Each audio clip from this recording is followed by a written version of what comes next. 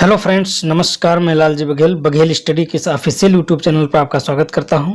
Friends, आज हम discuss करेंगे कॉमर्स सेगमेंट के अंतर्गत लेखांकन की मान्यताएं।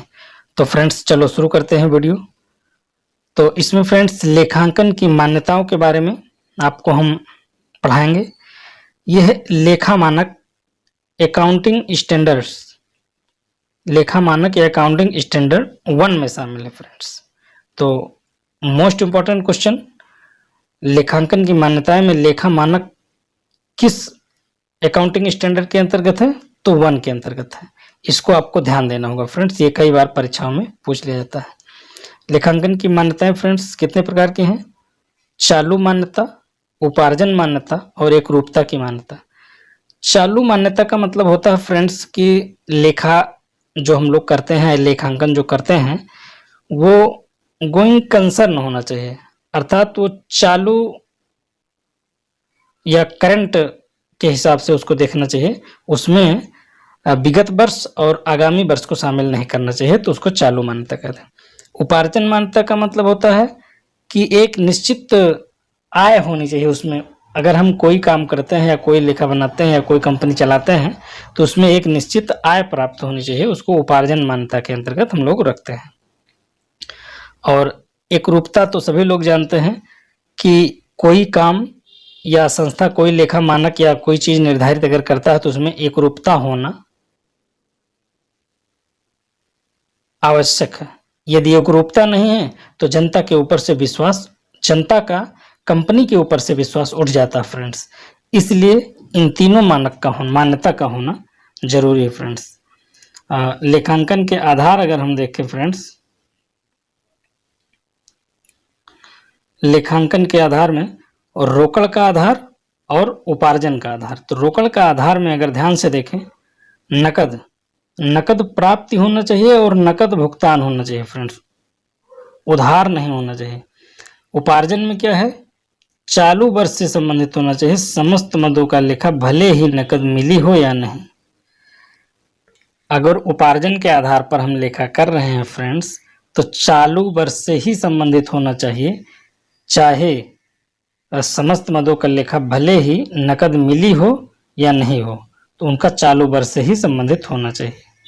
इसमें एग्जाम्पल है एनपीएस, पेशेवर संस्थाएं। इसमें नकद प्राप्त और नकद भुगतान होना चाहिए और इसका कोई उपयुक्त आधार नहीं है। और इसमें व्यापारिक संस्थाएं आती हैं फ्रेंड्स, जो कि चालू वर्ष में ही सारी चीज बनाती हैं। ये श्रेष्ठ आधार है। समायोजनाएं आदि इसी के आधार पर होता है। उपार्जन, अनुपार्जन ये सब एडजस्टमेंट एंट्री में शामिल की जाती हैं फ्रेंड्स, इसीलिए इसको समायोजनाएं आदि में शामिल किया गया है। अब आगे देखते हैं लेखांकन के उपयोगकर्ता। लेखा जो हम लोग बनाते हैं उसको उपयोग करने वाले व्यक्ति कौन कौन से होता है? तो इसमें 2 प्रकार के उपयोगकर्ता होते हैं। एक आंतरिक उपयोगकर्ता होते हैं फ्रेंड्स और दूसरा क्या होते हैं? बाह्य उपयोगकर्ता। तो ध्यान से अगर हम इसको समझें, आंतरिक उपयोगकर्ता, इनकी विस्तृत पहुंच होती है, चूंकि ये आंतरिक रूप से चीजों को जानते रहते हैं और ये अधिक विश्वसनीय होती हैं। इनको किसी के ऊपर विश्वास नहीं करना है फ्रेंड्स, ये खुद जो है चीजों को समझते हैं, इसलिए इसमें विश्वसनीय ज्यादा होती है।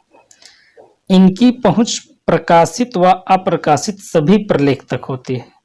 जो चीजें गजट में प्रकाशित कर दी जाती हैं उनके बारे में तो ये जानते हैं फ्रेंड्स। जो चीजें प्रकाशित नहीं की जाती हैं, अप्रकाशित होती हैं, उनके बारे में भी आंतरिक उपयोगकर्ता अच्छी तरीके से जानते हैं। अब आंतरिक उपयोगकर्ता कौन कौन है फ्रेंड्स? आंतरिक उपयोगकर्ता में से स्वामी हो गया, प्रबंधक हो गया। किसी कंपनी, संस्था या निगम का जो मालिक होता है, स्वामी होता है या प्रबंधक होता है, वो अपनी कंपनी के आंतरिक स्थिति को, आर्थिक स्थिति को अच्छी तरीके से जानते हैं। तो कोई चीज अगर गजट में प्रकाशित है, नहीं प्रकाशित है, दोनों के बारे में वो जानते हैं। सेम इसी का अपोजिट बाह्य उपयोगकर्ता जो फ्रेंड्स है, इनकी सीमित पहुंच होती है, ये कम विश्वसनीय होते हैं। इनको केवल प्रकाशित आंकड़ों के बारे में ही जानकारी है, जो चीज अप्रकाशित है उसके बारे में ये अनभिज्ञ है।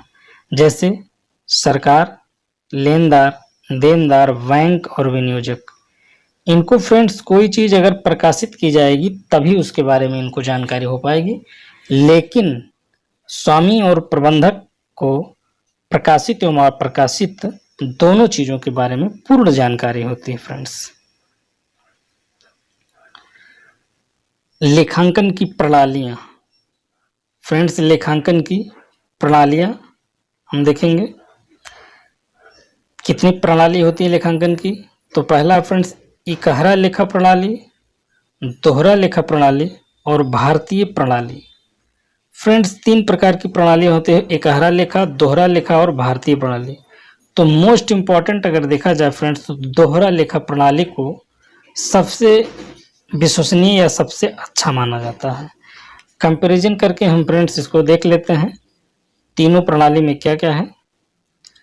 इसमें प्रत्येक लेन देन का एक पक्ष होता है, रोकड़ बही तथा व्यक्तिगत खाते इसमें बनाए जाते हैं। अपूर्ण लेखा प्रणाली है, ये एक अपूर्ण लेखा प्रणाली है, पूर्ण लेखा नहीं है। प्रमाण के रूप में इसको कहीं लगाया नहीं जा सकता है। यह एक अवैज्ञानिक प्रणाली है और समायोजन नहीं किया जाता, इसका समायोजन कहीं नहीं किया जाता है। फ्रेंड्स, इकहरा लेखा प्रणाली एक अवैज्ञानिक प्रणाली है और इसको कहीं समायोजन में नहीं किया जाता। दोहरा लेखा प्रणाली देखते हैं फ्रेंड्स, लेन देन के 2 पक्ष होते हैं, डेबिट और क्रेडिट, डुअल एस्पेक्ट इसीलिए इसको बोला जाता है। सभी प्रकार के खाते बनाए जाते हैं, चाहे वो पर्सनल, चाहे वो इम्पर्सनल या रियल या नॉमिनल अकाउंट, सारे अकाउंट इसमें बनाए जाते हैं। यह पूर्ण लेखा प्रणाली है फ्रेंड्स। सबसे बड़ी चीज है, न्यायालय में प्रमाणित करने के लिए दोहरा लेखा प्रणाली का उपयोग किया जा सकता है, अर्थात न्यायालय में प्रवर्तनीय कराया जा सकता है। यह एक वैज्ञानिक प्रणाली है और इसका समायोजन पूर्ण रूप से होता है। तीसरा देखते हैं भारतीय प्रणाली। दोहरा लेखा प्रणाली है, स्थानीय भाषा में प्राचीन प्रणाली। फ्रेंड्स, इंडियन सिस्टम में क्या होता है, इसमें डुअल एस्पेक्ट तो होता है लेकिन स्थानीय भाषा में होता है, अर्थात ये प्राचीन प्रणाली है। इस प्रकार से ये भी प्रासंगिक नहीं है, ये भी प्रासंगिक नहीं। फ्रेंड्स, जो मोस्ट इंपॉर्टेंट है प्रणाली आपका दोहरा लेखा प्रणाली, जो कि हर जगह लागू है। लेखांकन के प्रकार या उपक्षेत्र। लेखांकन किस किस क्षेत्र में किए जाते हैं फ्रेंड्स, इसको हम लोग देख लेते हैं। ये कहाँ कहाँ यूज किया जाता है, तो जैसे इसके भाग हैं फ्रेंड्स, वित्तीय लेखांकन, लागत लेखांकन, प्रबंध लेखांकन और सामाजिक लेखांकन। तो फाइनेंशियल अकाउंटिंग, कास्ट अकाउंटिंग और मैनेजमेंट अकाउंटिंग और सोशल अकाउंटिंग। तो फ्रेंड्स, सोशल अकाउंटिंग जो है बहुत कम होता है, कहीं कहीं जहाँ ज़्यादा आवश्यक होता है सोशल अकाउंटिंग हम करते हैं, लेकिन जो फाइनेंशियल अकाउंटिंग और कास्ट अकाउंटिंग ये मूल रूप से हर जगह यूज किए जाते हैं फ्रेंड्स। और मैनेजमेंट अकाउंटिंग का भी उपयोग किया जाता है। फाइनेंशियल अकाउंटिंग में लाभ हानि का पता लगाया जाता है और उसकी आर्थिक स्थिति, मतलब कंपनी का लाभ हानि क्या है और उसकी आर्थिक स्थिति क्या है, इसको ध्यान में रखा जाता है।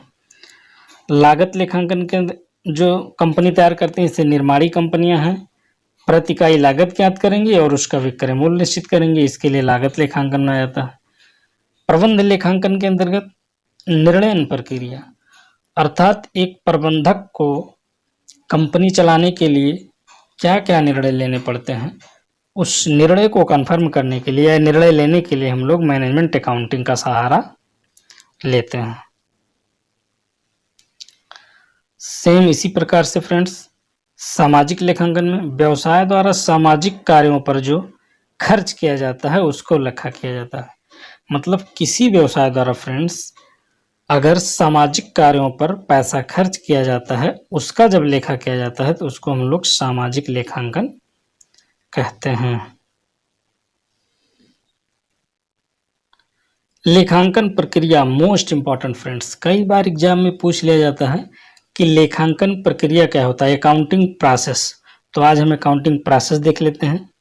सबसे पहले फ्रेंड्स पहचान किया जाता है कि डेबिट है, क्रेडिट है, क्या है। उसके बाद उसकी प्रविष्टि की जाती है अब प्रविष्ट के अंतर्गत उसके बाद फिर वर्गीकरण और सारांश, फिर परिणाम, उसके बाद जांच किया जाता है फ्रेंड्स। तो सबसे पहले पहचान, फिर प्रविष्ट, फिर वर्गीकरण, फिर सारांश, फिर परिणाम और फिर जांच। यहाँ हम देखते हैं फ्रेंड्स, पहला 3 जो है पहचान, प्रविष्ट और वर्गीकरण, ये पुस्तपालन के अंतर्गत आता है, जिसको हम लोग बुक कीपिंग कहते हैं। सारांश और परिणाम ये 2 फ्रेंड्स अकाउंटिंग के अंतर्गत आता है, जिसको हम लोग अकाउंटिंग के अंदर लेखांकन के अंतर्गत। और जांच हमारा फ्रेंड्स जो आता है वो फ्रेंड्स आपका आता है ऑडिटिंग के अंतर्गत। तो 3 स्टेप में हम इसको देखते हैं, बुक कीपिंग, अकाउंटिंग और ऑडिटिंग। पहचान में व्यवहार, लेन देन या मौद्रिक व्यवहार। तो मौद्रिक व्यवहार को पहचान के उसका लेखा जोखा यहाँ किया जाता है। प्रविष्ट में जनरल बनाई जाती है और सहायक बहिया होती हैं। वर्गीकरण में खाता बही या लेजर आता है फ्रेंड्स। सारांश में हम तलपट या ट्रायल बैलेंस बनाते हैं और परिणाम निकालने के लिए अंतिम खाता या फाइनल अकाउंट बनाते हैं। अब फाइनल अकाउंट में क्या क्या रहता है फ्रेंड्स, तो फाइनल अकाउंट में अगर देखा जाए तो trading account, profit and loss account और 3 नंबर पे है आपका बैलेंस शीट। तो ये हमारी अकाउंटिंग प्रक्रिया है फ्रेंड्स।